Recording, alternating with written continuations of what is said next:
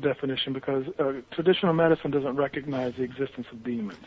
But I can give you a spiritual definition. In the universe, there's one source, at least from my own spiritual understanding and training, is one source of energy from which everything emits. Science calls it the Big Bang or the source of energy. Mm-hmm. Well, this source of energy can be separated into two main types of energy. One is creative and positive, called sephirotic. Another is negative and destructive, called glyphotic. Each of those types of energy, sephirotic and glyphotic, can create both physical and non-physical entities.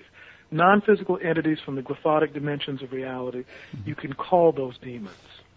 Okay. In the biblical record, there was a man named, I don't know what his name was, but he had a demon named Legion, who I guess he represented a legion of demons into one point. As you read that, I'm assuming you have, where did the demons go once the pigs ran off the cliff into the water? Did they look for other bodies, you think? Well, one way to look at demons is the same way that we look at bacteria. I believe that science will ultimately discover that bacteria and viruses and negative energies surround us in the same way that we look at negative thought forms and entities. That there was a time when if you talked about bacteria and viruses and fungi as being submicroscopic or microscopic entities that cause disease, right, doctors would have kicked you out of a hospital and you would have lost your license. They said, how can something I can't see that's smaller than what the eye can focus on cause a person to die? That's just ludicrous. And people felt for hundreds of years that that was crazy until we proved with antibiotics and other things that, well, yeah, they can cause illness. Well, I believe that there are energetic beings that cross the border between or fill the bridge between matter and energy that can cause illness, that can cause disease, and for right now we call them demons. Well, it wasn't that long ago that we called simple bacteria demons. Right. I don't believe that these energies are necessarily demonic. I think that they are part of reality that we haven't fully identified and fully explored, that fill the gap between energy and matter, that can cause illness in the same way that bacteria and viruses do. So you don't think there's a demon behind every rock? No, I believe that there are negative energies that we haven't fully understood or explored that can cause energies or illnesses in the same way that bacteria and viruses do. Well, yeah, I mean, at the turn of the century, they said that electricity was the devil's lightning rod or something, or the devil's going to come through the wires and infect everybody who had electricity going into their house. I mean, you know.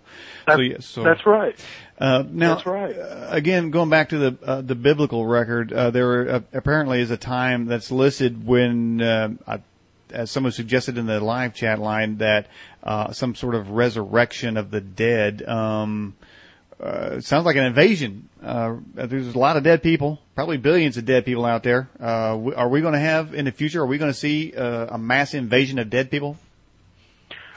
I don't know. I haven't gotten any information about that, but that is something that I have read about. I don't know anything about that.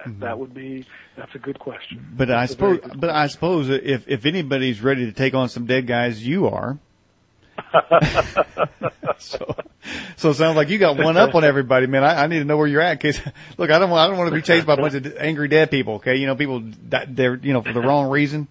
I'm just one of those that prefer the old fashioned way. If you're dead, just stay down in there. Just. That's true. Don't bug me. So there is a tool that we have called, actually two tools, one called the miracle prayer and one called the prayer of greater miracles. Yeah.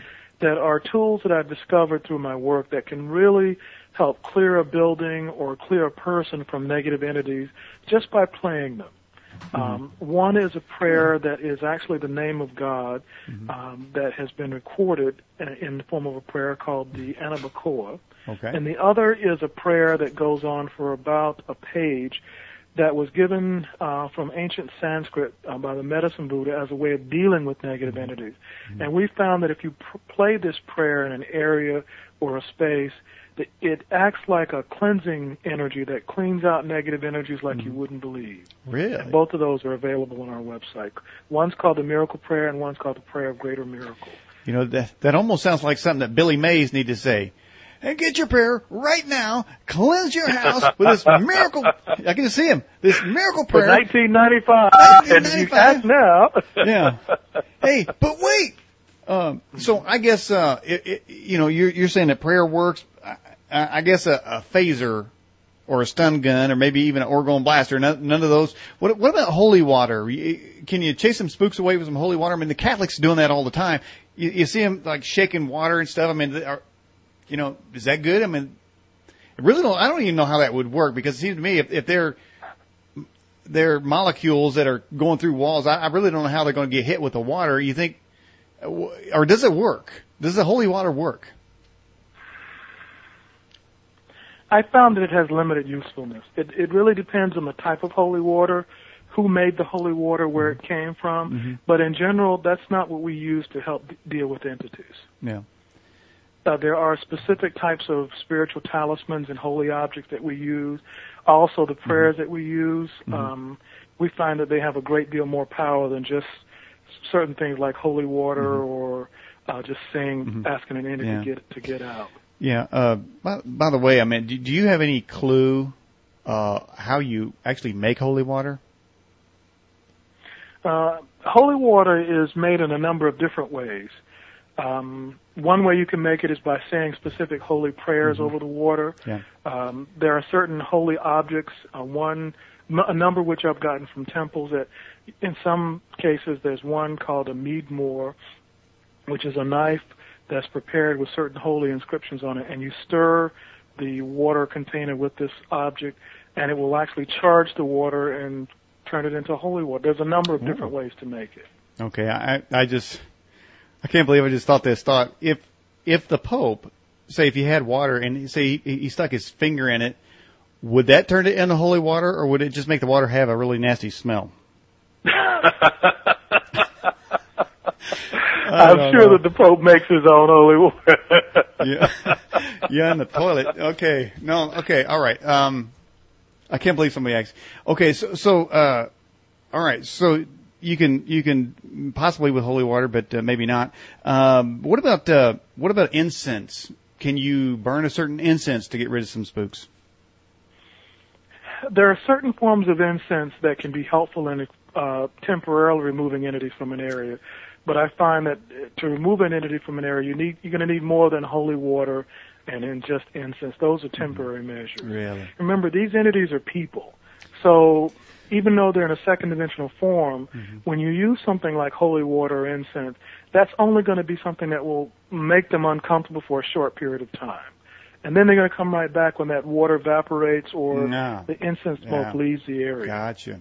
You have to do something that's more permanent. Gotcha. And the process of removing entities from an area is a very, very involved process that you have to be taught in doing.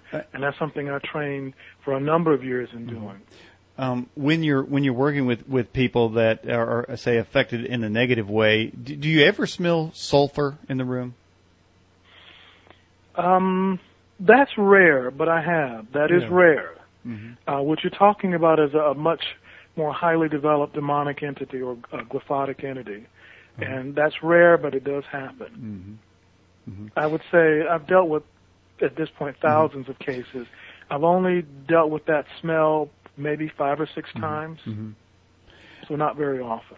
And as you make them go away, do you ever see them sort of like in the Wizard of Oz when the witch is hit with the water? Do they ever kind of like melt away? You know, I'm melting. Do they ever do like that as they sort of as they disappear?